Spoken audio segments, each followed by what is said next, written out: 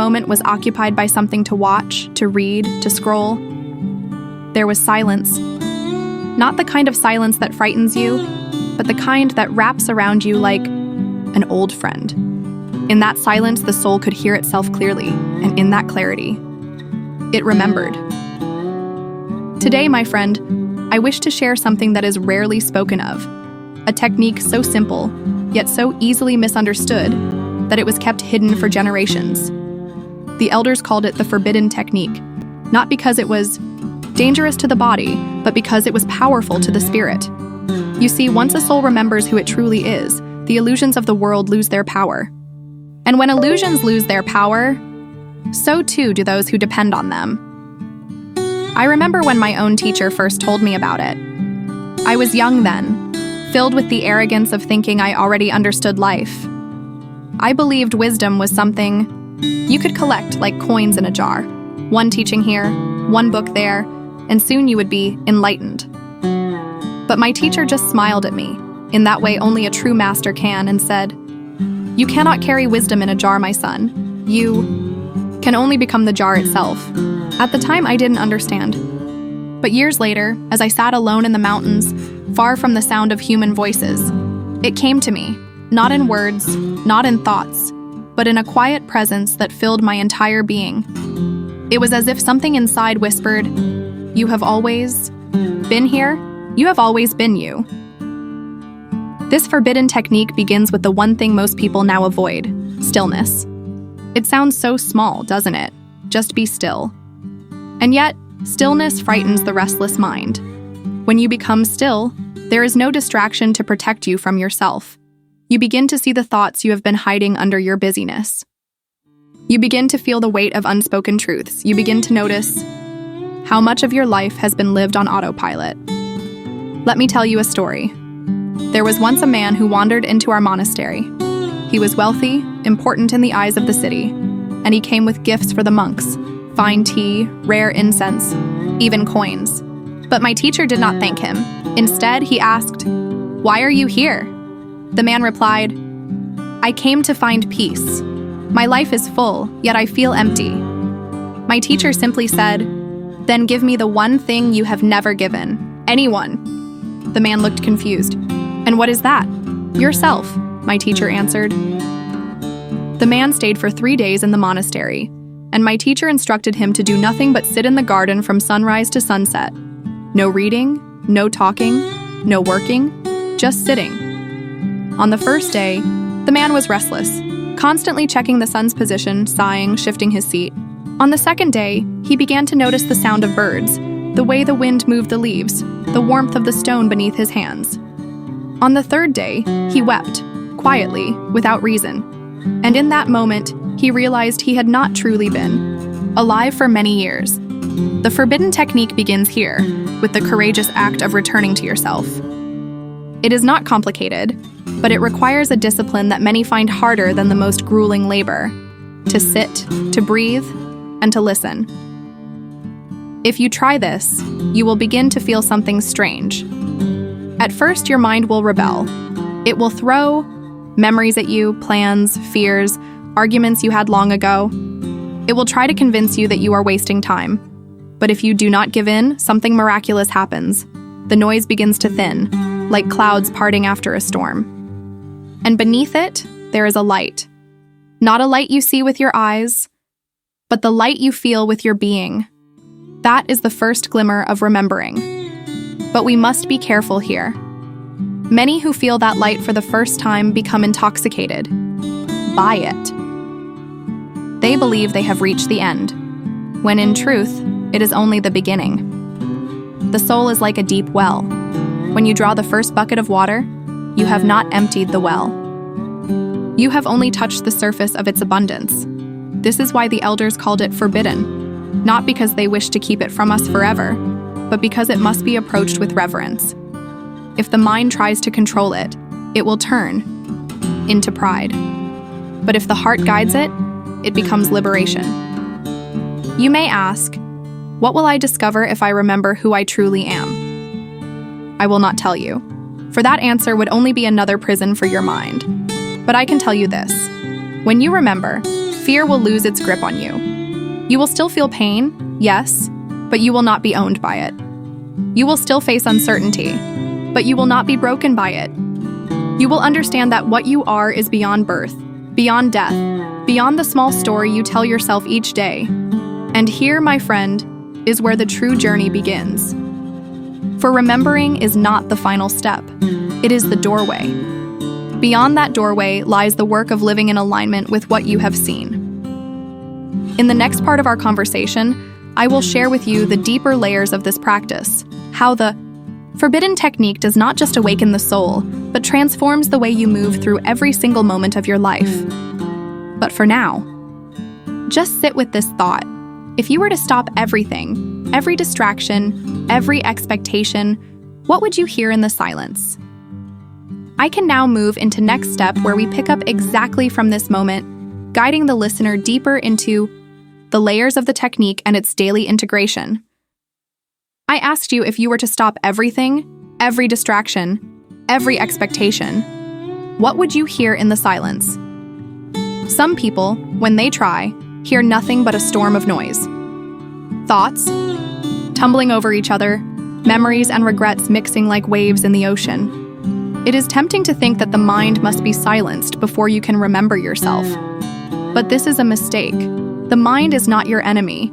It is simply a messenger, though sometimes a loud and frightened one. When I first began practicing this technique, I would sit in meditation and become frustrated. My thoughts would run wild. What am I doing here? Am I wasting my time? Should I be somewhere else? And every time, my teacher would say, "The mind is like a small child. If it shouts, do not shout back. Just hold it until it feels safe again." And so I learned not to push my thoughts away. I let them come. I watched them pass. I noticed that some thoughts left quickly, like travelers in a hurry, while others lingered, demanding attention. But slowly, they began to lose their urgency. This is the first transformation, when your thoughts are no longer rulers but visitors. I once met an old fisherman in a coastal village. His boat was small, his nets worn, but his eyes were as calm as a still lake. I asked him how. He found such peace in a life of hard work and uncertainty. He smiled and said, "I learned to fish in the mind before I fished in the sea." I didn't understand, so he explained. "Every morning, I sit on the shore before I cast my nets. I watch my thoughts like fish swimming in the water. Some are bright and quick, some are heavy and dark. I don't chase them. I just see which ones are worth keeping. The rest, I let go." This, my friend, is the heart of the forbidden technique. Stillness is not emptiness, it is clarity. And clarity does not mean the absence of thought, but the ability to see thought for what it is. You see, most people live as if their thoughts are facts. If the mind says, "You are not enough," they believe it. If it says, "You will fail," they accept it as truth. But when you remember who you are, you understand that the mind's words are only echoes. They are not the voice of your soul. The second step of this technique is what the elders called returning to the root. Once you have begun to notice your thoughts without being pulled by them, you turn your attention to the quiet awareness underneath them. It is not easy to describe because it is not something you see or hear. It is something you are. Imagine this. You are sitting by a river. The water flows past you, carrying leaves, sticks, and even debris from upstream. These are your thoughts. But you are not the river. You are the ground beneath it, unmoving, steady, ancient. That ground has been there before the river began and will be there after it ends. This ground is your soul. One evening, during my years of solitude in the mountains, I experienced this so vividly that it changed my life. I had been sitting for hours, watching my mind, letting the thoughts come and go. The air grew colder, the sky darker, but I did not move. Then suddenly there was no me watching my thoughts. There was only watching. The sense of being separate melted away. For a moment, I was not a monk, not a man, not even a body sitting on a stone. I was everything. And in that everything, there was no fear, no doubt, only the undeniable knowing. I have always been here. The danger, however, is that once you have felt this, you may cling to it. And clinging, even to enlightenment, becomes another chain. The elders warned us. The moment you try to hold the truth, it will slip through your fingers like water. So the practice is not to grasp it, but to live from it. How do you live from it? By carrying that awareness into every action. When you speak, you remember the silence underneath your words. When you walk, you feel the ground that has always supported you. When you face difficulty, you know it is but a passing cloud in an endless sky. This is where most people stop. They think they have learned the technique, but they have only touched the surface. In truth, the forbidden technique goes deeper still.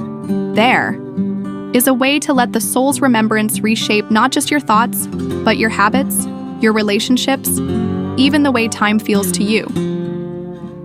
But before we step into that, I must share a story of the one person who showed me how dangerous forgetting can be and why remembering is not just a spiritual luxury, but a necessity for survival. It was a winter night when I met him, and what he told me still echoes within me to this day. I can now move into next, starting right from, it was a winter night when I met him, and carrying the story forward into the next layer of the forbidden technique. That's where it will start getting even more gripping and practical. It was a winter night when I met him. The snow had been falling since morning, thick and heavy, muting every sound except the crunch of my footsteps. I was walking back from gathering firewood when I saw him, an older man hunched over, sitting at the edge of the path. His clothes were thin, his hands trembling. At first I thought he was simply lost, but when I spoke to him, he looked at me with eyes that were empty. Not the kind of emptiness that comes from peace, the kind that comes from forgetting. He told me his name, though even as he said it, it felt like he wasn't sure if it belonged to him anymore. His voice was flat, his gaze unfocused. I invited him back to the monastery, wrapped him in blankets, gave him warm tea. Hours passed before he spoke again, and when he did, his words chilled me more than the wind outside. "I don't know who I am anymore," he whispered. "I don't remember when it happened, but I lost myself somewhere. I wake up, I work, I eat, I sleep, but I don't feel alive." I could see it clearly. His life had become a long, unbroken repetition. The years had stripped away his sense of wonder, his sense of purpose, until all that remained was the shell of a man. He was breathing, yes, but he was not being. That night, after the other monks had gone to sleep, I sat with him by the fire. I told him about the forbidden technique, not the deep secrets, but the first steps. I asked him to sit with me in silence for just 5 minutes. He agreed. At first he fidgeted, tapping his fingers on his knee, looking toward the door. But slowly, the fire's crackle seemed to draw him in. His shoulders lowered, his breath deepened. And for a moment he closed his eyes, not to sleep, but to rest. After those 5 minutes, he looked at me differently. His eyes had a faint spark, as though he had found a small thread leading back to himself. And in that moment, I understood something important. Forgetting is not sudden, it is gradual. A slow erosion, almost invisible, until one day you wake up and realize you no longer recognize the person in the mirror. This, my friend, is why remembering is not optional. It is not something you do only when life is calm and convenient. It is something you must practice like breathing. Because the world is always trying to make you forget, through busyness, through fear, through the endless pull of things that do not matter. The forbidden technique, at its core, is the antidote to that forgetting. But to truly anchor it in your life, you must pass through the third stage, what the elders called walking remembrance. Walking remembrance means this: you do not wait for quiet moments to remember who you are. You remember in the middle of noise. When you are speaking to someone, you notice the awareness beneath your words. When you are caught in an argument, you see the calm beneath the storm. When you feel rushed, you remember that time is not your master. It is a discipline. And like all disciplines, it is forged through repetition. The mind resists at first, just as the muscles ache when you begin a new exercise. But over time, it becomes natural. Let me share another story, this one from my own life. There was a time when I had to travel to a city, a place loud and crowded, to deliver a message to a fellow monk. The streets were full of merchants calling out prices, carts rattling over stone, children chasing each other. The noise was relentless. And yet, as I walked, I kept my awareness on my breath. In, out. The noise was still there, but it no longer owned me. When I returned, my teacher asked, "What did you see in the city?" I told him I saw merchants, children, carts, an endless noise. He shook his head. "No, my son, you saw yourself, and that is the point. That is the power of walking remembrance. It takes the stillness you find in solitude and carries it into the chaos of the world. And when you can remember yourself there, in the very heart of distraction, you cannot be shaken. But here lies the next mystery. The elders spoke of a fourth stage, one that few dared to attempt. A stage where remembrance is no longer something you do, but something that does itself through you. This is where the technique becomes more than a practice. It becomes your very nature. And to reach that, you must first learn to let go in a way most people fear. Next, I will tell you of the night I faced my greatest test, a moment when I had to surrender everything I thought I was, or lose myself completely. I can go straight into next step, starting right from the night I faced my greatest test, and reveal the most vulnerable part of the monk's journey into the forbidden technique. That's where the story deepens. Emotionally. The night I faced my greatest test was not during a war, nor a storm, nor any great outward event. It was a quiet night, the kind where the air is so still you can hear the crackle of your own breath in your chest. I had been deep in practice, weeks of solitude, fasting, silence. My thoughts had slowed. My heart felt clear. I believed I was ready for anything. And then, it happened. I woke in the middle of the night to a pressure, not on my body, but in my mind. A heaviness, like 1,000 unspoken fears pressing against me all at once. I sat up, thinking perhaps it was a dream, but the sensation only grew stronger. It was as if the very identity I had built, my name, my history, my beliefs, was being peeled away piece by piece. At first I fought it. My mind clung to its memories. My body tightened. I thought, if I lose these things, I will cease to exist. But the more I resisted, the heavier it became. Then I remembered my teacher's words. If you wish to hold the truth, you must first be willing to let go of yourself. So I did something terrifying. I stopped holding on. I allowed the memories to fade, the labels to dissolve, the stories I told about myself to drift away. And in their absence, there was nothing. No name, no history, no me. And yet, there was not emptiness. There was something far more vast, an awareness that was not tied to any form. It did not need a name to exist. It had been there before my birth, and it would be there after my death. I realized then, this was my true self. Not the monk, not the man, not even the human, but the eternal witness that simply is. The fourth stage of the forbidden technique, my friend, is surrender. True surrender. Not the kind where you give up out of despair, but the kind where you release everything because you finally understand that nothing can take away what you truly are.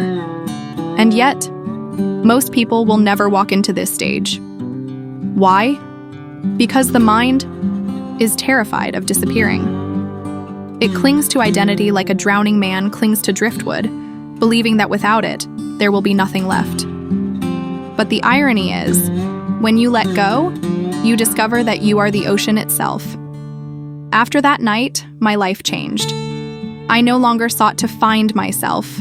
I began to live as myself. The remembrance no longer felt like a practice I had to perform. It was the air I breathed.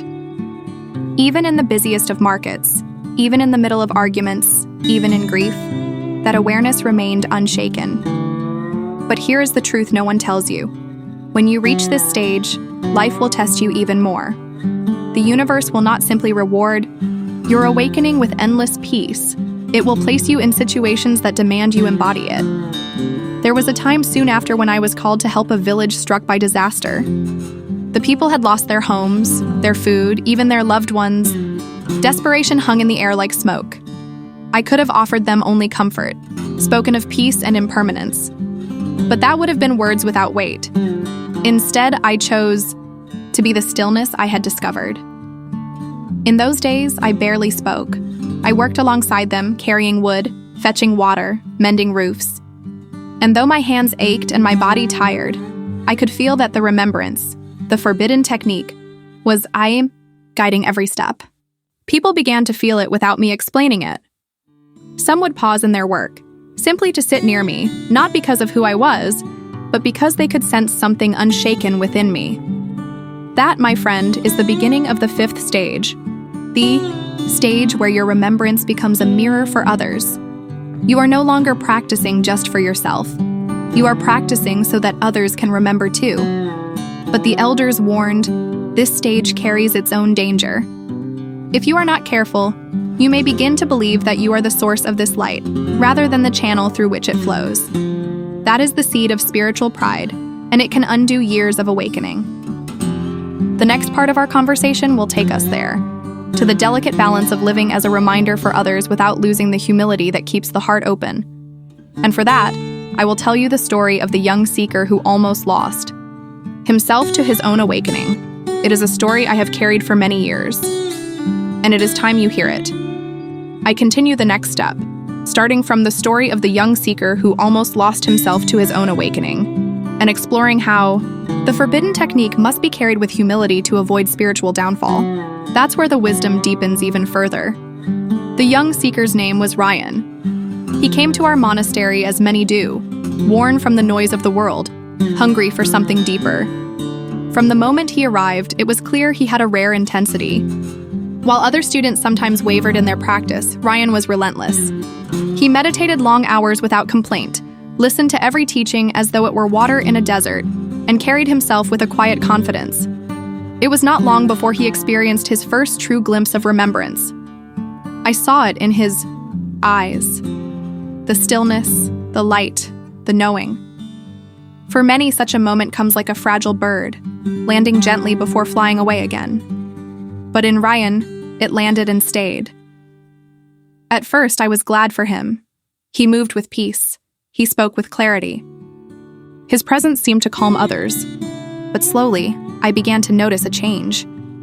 When other seekers asked questions, Ryan's answers grew less like shared wisdom and more like pronouncements. When he worked alongside the others, he no longer bent low to lift heavy loads. His hands would remain clean while others strained. When a visitor arrived seeking guidance, he would step forward before the elders, eager to speak. I warned him gently, saying, "Be careful, Ryan. The light is not yours. It flows through you." But he smiled and replied, "Master, I know. But it is my discipline that allowed it to stay." That, my friend, is the danger of this fifth stage, when the ego returns wearing a robe of enlightenment. The mind says, "I am awake. I am special." And in that very thought, the separation begins again. I knew he was walking a dangerous path, so I gave him a task. There was an old bridge outside the village used daily by farmers and traders. Beneath it flowed a river, gentle but persistent. The wood of the bridge was beginning to rot. I told Ryan, "Go. For 1 month, repair the bridge. Speak to no one of your practice. Wear no robe. Let no one know you are from the monastery." He did not understand, but he obeyed. Weeks later, when he returned, he was different. His eyes were softer, his voice quieter. I asked what had happened, and he told me this. At first, I worked with pride, thinking the villagers should be grateful. But they passed by without thanks, without even looking at me. My ego burned with resentment. Yet, as the days went on, I began to see it didn't matter. The bridge did not care who repaired it. The river did not praise my work. And still, the bridge grew stronger and the river kept flowing. I realized then, remembrance is not proven by how others see you. It is proven by whether you can keep building, even unseen. That, my friend, is the humility the fifth stage demands. When your remembrance becomes a mirror for others, you must be careful never to stand in front of it yourself. Let the light pass through you, not stop at you. It is here that the forbidden technique becomes something greater than personal liberation, it becomes a gift to the world. You live not to gather enlightenment for yourself, but to leave a trail of stillness wherever you go, so that even those who never meet you directly may feel its presence in their own lives. But there is still one more transformation before the key. Journey is complete. The sixth stage, where remembrance deepens into what the elders called the dissolving into all things. It is a stage beyond words, where the separation between you and the world fades completely. Few walk this path fully, for it requires not only surrender, but the willingness to live as if every being is yourself. And in our next conversation, I will tell you the final story, how I learned this truth not from a monk, not from a book, but from the most unexpected teacher I have ever met.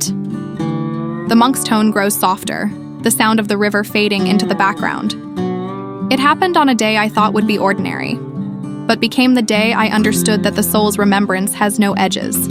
I can now move directly into next, starting from the most unexpected teacher I have ever met, and taking the listener into the last and most profound stage of the forbidden technique.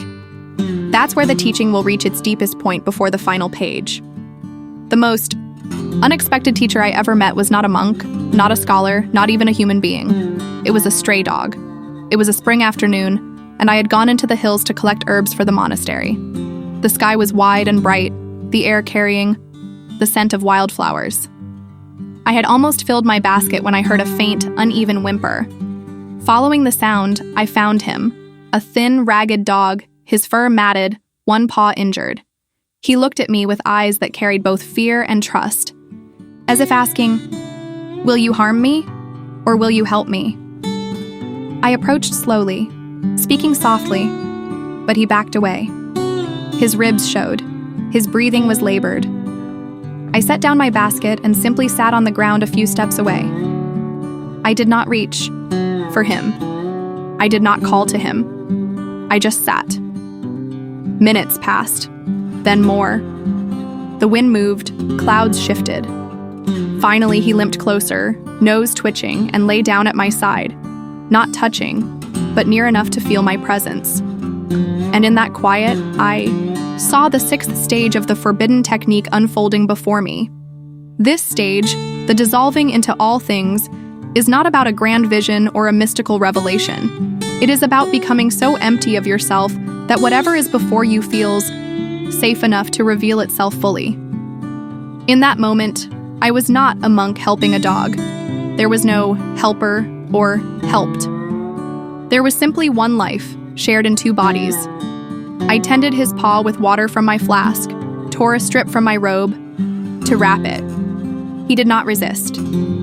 When I was done, he rested his head on my leg and sighed, a sound so deep it felt as if he had been carrying it for years. And I realized, this is what it means to dissolve, to be so free from your own agenda that life can simply flow through you, touching and healing without the interference of self. In the days that followed, the dog, whom the villagers later called Tama, followed me everywhere. He came to the monastery, lay outside my room, walked with me in the gardens. And without speaking a word, he taught me more about remembrance than many humans ever could. He lived completely in the present. He held no grudges, carried no stories of the past, and met each new moment with open awareness. The elders were right. This final stage cannot be done. It is not a technique to master. It is the natural flowering that happens when all the previous stages have softened you, emptied you, and brought you home to yourself. In it, you do not remember who you are as a separate being.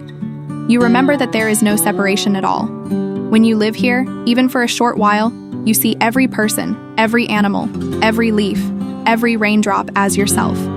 Hurting another becomes unthinkable, not because of morality, but because it feels as unnatural as harming your own hand. But I must tell you this.